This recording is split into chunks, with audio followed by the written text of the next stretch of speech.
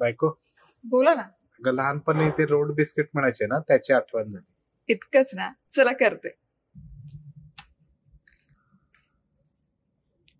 लहानपणची आठवण आहेत हे रव्याचं रोड बिस्किट. आई काय करायची, रवा तूप असं सगळं साहित्य बेकरीत नेऊन त्याचे रोट तयार करायचे. खूप छान लागतात, रुचकर लागतात. आहा, काय दिसतायत. लहानपणची आठवण म्हणजेच आपले खुसखुशीत खस्ता असे रोट तयार करूया. तर काय व्हायचं ना, लहान असताना ना असं रवा बेसन असं वजनी दिलं की बेकरीवाले ना तुम्हाला असे छान रोट तयार करून द्यायचे. आज नवऱ्याला ते खायची इच्छा झालेली आहे. आणि काळजी नका करू, मेजरमेंट्स आणि प्रमाण या व्हिडिओच्या शेवटी तुम्हाला छान आहे ना एक टेक्स्टची स्लाइड मिळेल, ज्यामध्ये अचूक प्रमाणात आणि वजनी आणि नगला किती होतं हे सगळे डिटेल्स मिळतील. तर इथे मायक्रोवेव्हला अर्धा कप दूध मी गरम करून घेतलेलं आहे. आता यामध्ये घालूया केशर.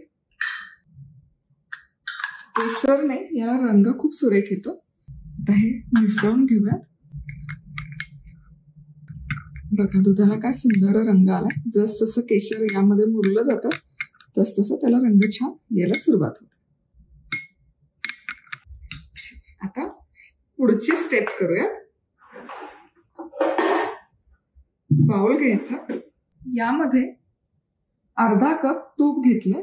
तूप असं विरघळवून घ्यायचं. तुपामध्ये हे दूध मिसळून घ्यायचं केशरचं.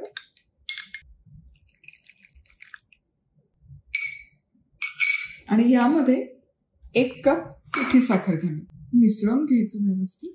एकजीव करायची ही साखर.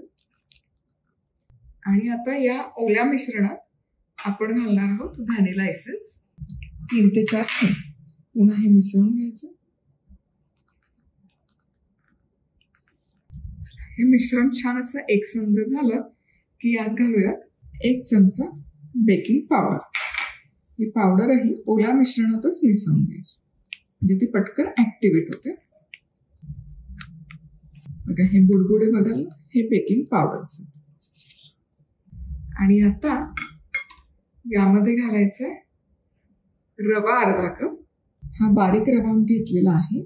1 कप मैदा आणि अर्धा कप बेसन. बेसन मात्र आपल्याला इथे चाळून घालावं लागेल. या गुठळ्या मोडण्यासाठी चाळावे. बेसन शक्यतो चाळून घ्या. आता बेसन चाळून झालं की यामध्ये सुकामेवा मी चिरून ठेवला होता. 1/2 कप सुकामेवा बारीक चिरलेला हा घालूया. काजू पिस्ता आणि बदामचे काप आहे त्याच्यात. त्याचसोबत 1/2 कप सुकं किसलेलं खोबरं आहे.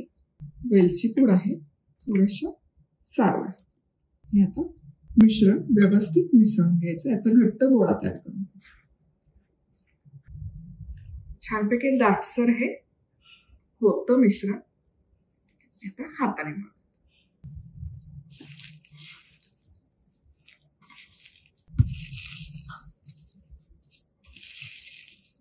रंग खूप सुरेख आला या मिश्रणाला. आता हे हलकसं सैल वाटतं. यामध्ये आणखी अर्धा कप मी मैदा ऍड करते.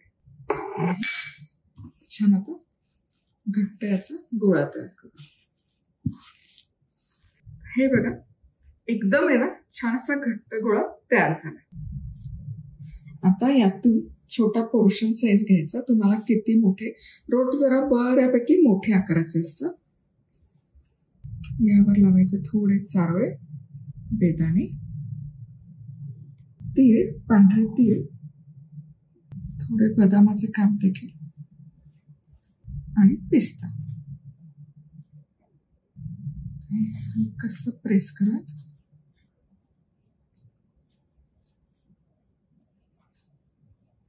आणि हे बेकिंग ट्रेवर ठेवून घ्यायचं. हे पसरतं जस तसं बेक होतं तस तसं. आता याच प्रकारे बाकी पण मी रोट तयार करते. पिस्ता, तीळ, बेदाणे, बदाम. सॉरी, मी आधी चारोळी लावली आणि आता बेदाणे. हलकसं हे प्रेस करायचं आणि हा रोट ठेवूयात बेकिंग. रव्याचे रोट इथे सगळे करून तयार आहेत. आता तुम्ही हे कढईमध्ये पण एक मोठी ताटली ठेवून त्यामध्ये बेक करू शकता. कढई तापवून घ्यायची, एक स्टँड ठेवायचं, त्या स्टँडवर ताटली ठेवून हे रोट लावायचं, झाकण ठेवायचं. 15 मिनिटात छान तयार होतात. पण मी अव्हन मध्ये करते कारण माझ्याकडे अव्हन आहे.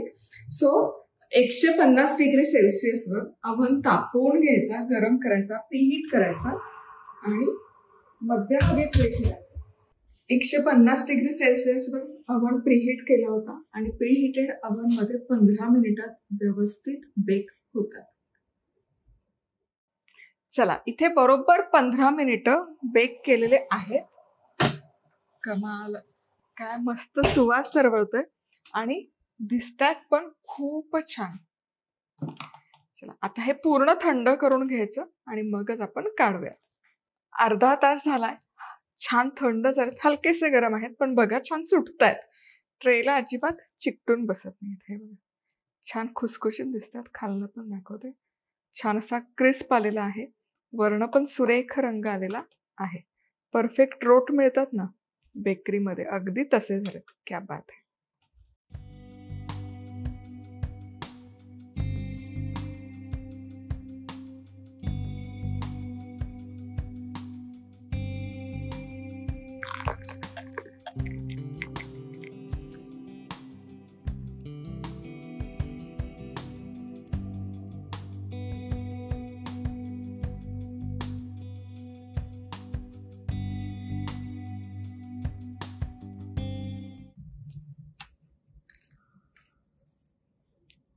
रव्याचे रोट इथे तयार आहेत. कमाल दिसतात.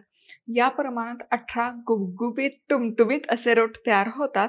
तुम्हाला हवं असेल एवढे गुबगुबीत नको तर थोडे प्रेस करा, म्हणजे ते एकदम फ्लॅट होतील. बरं, हे ना जबरदस्त चव लागते आणि वजनी जर म्हणाल तर 600 ग्रॅमला हलकेसे थोडेसे जास्त भरलेले आहेत. तर हे रोट नक्की तयार करा आणि अशाच अचूक प्रमाणामध्ये रेसिपीसाठी सबस्क्राईब करा. पुन्हा भेटूया. तोवर मस्त राहा, खुश राहा, आनंदी राहा. सगळ्यात महत्वाचं, खात राहा.